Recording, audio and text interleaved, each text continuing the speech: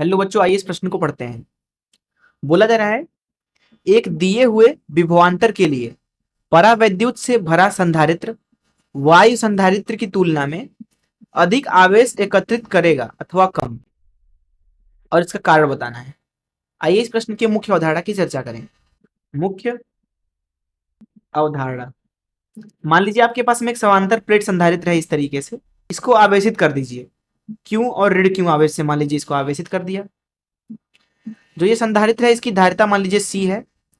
हम क्या करते हैं कि प्लेटों के बीच में एक परावैद्युत माध्यम भर देते हैं। इस तरीके से इस परावैद्युत माध्यम की जो परावैद्युत नियतांक है वो मान लीजिए K है।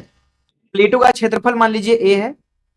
इस अवस्था में अगर प्लेटों के बीच की दूरी D हो तो इसकी धारिता जो है उसको लिखा जा सकता है एप्सिलॉन नॉट K गुणे A भागे D के बराबर, जहां एप्सिलॉन नॉट है निर्वात के लिए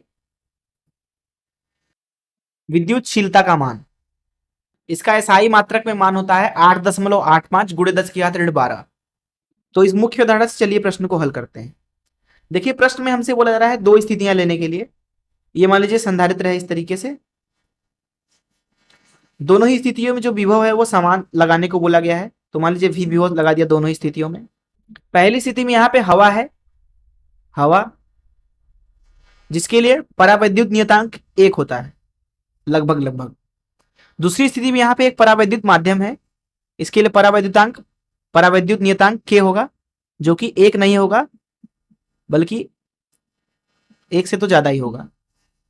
दोनों ही स्थितियों में V विभव है, तो दोनों ही स्थितियों में संधारित्र के परितः विभव जो है वो V है। दोनों के बीच में जो क्षेत्रफल है, दोनों प्लेट का क्षेत्रफल A मान लीजिए यहाँ पे, और दोनों ही स्थितियों में प्लेट के बीच की दूरी D मान लीजिए D। यहाँ पे मान लीजिए कि जहां हवा है प्लेटों के बीच में, आवेश मान लीजिए Q1 भरा है। Q1 हम यहाँ पे V विभव से उत्पन्न कर सकते हैं प्लेटों पर। यहाँ पे मान लीजिए कि Q2 आवेश है, तो Q1 का मान लिखेंगे हम। Q1 बराबर सूत्र से यहाँ लिखेंगे। सूत्र क्या है, किसी भी एक संधारित्र के लिए Q बराबर होता है CV। Q है उसके ऊपर आवेश, उसके धन प्लेट पर। V है प्लेटों के बीच विभवांतर, C है धारिता। तो Q1 का मान लिखेंगे यहाँ पे।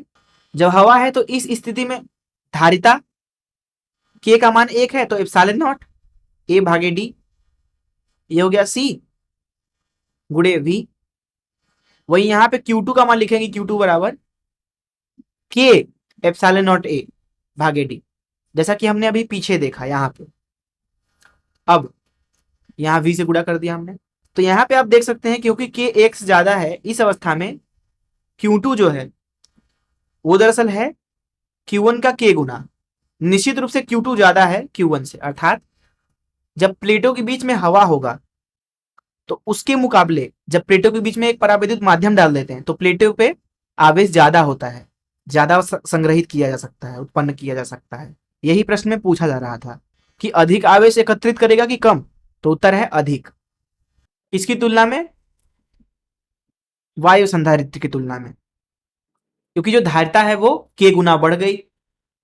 मैं आशा करता हूं कि आपको इस प्रश्न का हल जरूर समझ में आया होगा। धन्यवाद।